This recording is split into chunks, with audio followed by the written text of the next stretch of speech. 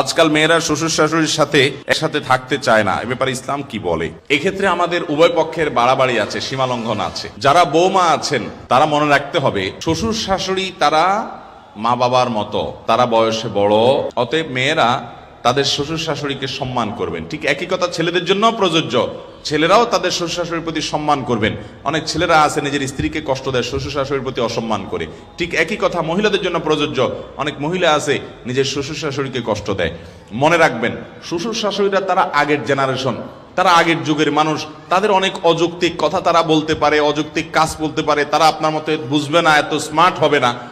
আপনি আবার যখন বৃদ্ধ হবেন, আপনার ছেলেমেয়েরা অনেক আপডেটেড হবে, তাদের কাছে আপনি এরকম খ্যাত খ্যাত টাইপ হবেন, এটা কিন্তু মাথায় রাখেন।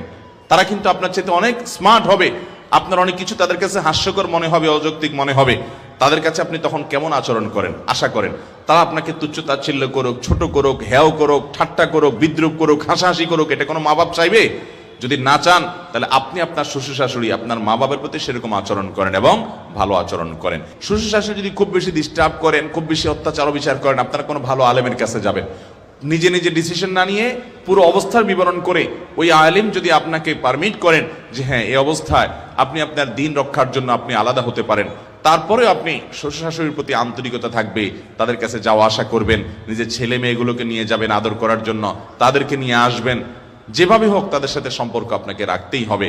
আপনার স্বামী শ্বশুর শাশুড়ির সেবা করা আপনার উপরে সরাসরি ফরজ না, কিন্তু এটা আপনার নৈতিক দায়িত্ব যে স্বামী আপনার ভালোর জন্য এত কিছু করছেন, আপনার জন্য এত কষ্ট করছেন, আপনার সন্তানদের জন্য, আপনার জন্য, সংসারের জন্য, সবার জন্য। এবং মনে রাখবেন